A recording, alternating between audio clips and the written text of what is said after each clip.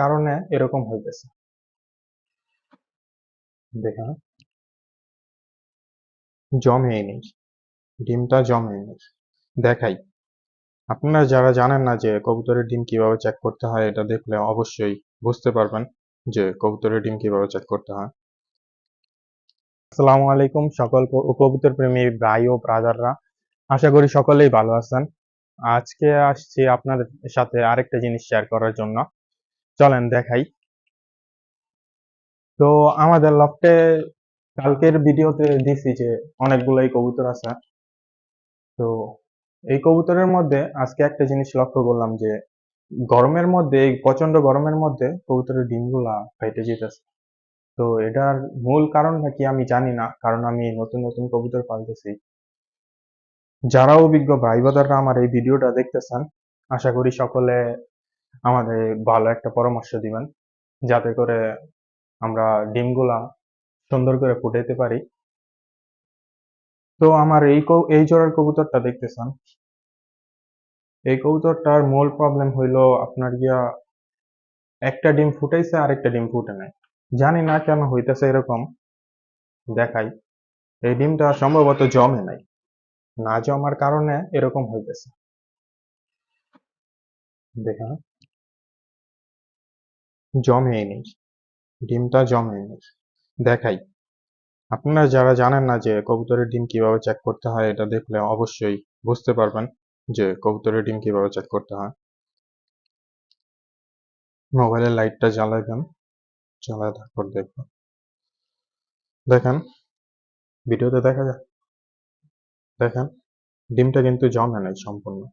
এইখানে হালকা একটু ব্লাড জমছে, আর কোথাও জমে নেই। তার মানে এই ডিমটা নষ্ট হয়ে গেছে। আমি ভাবছিলাম যে কালকে যেহেতু একটা বাচ্চা ফুটছে, আজকে মানে এই ডিমটাও ফুটবো, কিন্তু আমি চেক করি নাই। কিন্তু আজকে আসলাম, দেখলাম যে আপনার গিয়া ডিমটা জমে নাই।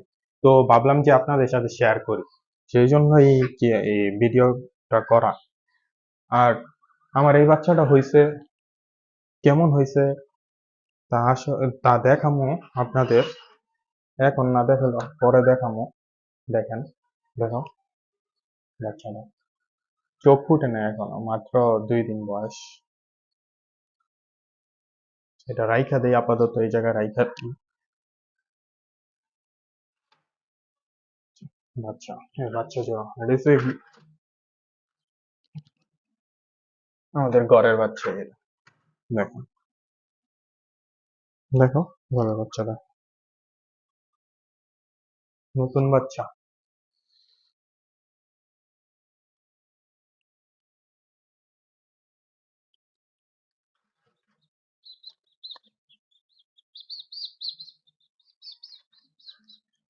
হ্যাঁ, হ্যাঁ দেখো, জি। আমার মনে হয় ওইটা নর হইব আর এটা মাদি হইব, যা বুঝলাম।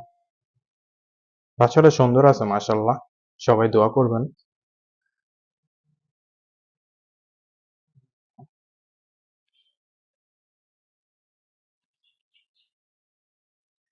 এর আগেও আরো 3 জোড়া ডিম নষ্ট হয়েছে, যেমন রেসাল আর গ্রিজেল একটা নষ্ট হয়েছে।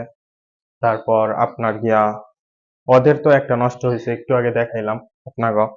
তারপর আপনার গিরিবাজ, এই গিরিবাজের ডিম নষ্ট হয়েছে, আবার ডিম পারছে। তারপর আপনার এই গিয়াচুল্লির ডিম নষ্ট হয়েছে, অবশ্য একটা ডিম দিছে। তো এই গরম থেকে, গরমের মধ্যে আমরা অবশ্য ক্ষতিগ্রস্ত হয়েছি। মেন কথা হলো রিজিকে না থাকলে কিছু করার নাই। এখন যতটুকুই সম্ভব আমরা চেষ্টা করছি ডিমটা বাঁচানোর জন্য, কিন্তু বাঁচাইতে পারি নাই। তো যারা আমার ভিডিওটা দেখতেছেন, বড় প্রাই বাজাররা, অনেক দিন থেকে কবুতর পালেন, আমারে ছোট করে হইলো, ছোট ভাই মনে করে হইলো একটা পরামর্শ দিবেন যে ডিমগুলা কিভাবে বাচ্চা ফুটানো যায় এই গরমের মধ্যে। বাচ্চা ফুটানোর উপায়গুলা আমার প্লিজ একটু বলে দিবেন কমেন্ট কইরা, যদি আপনারা দেখে থাকেন।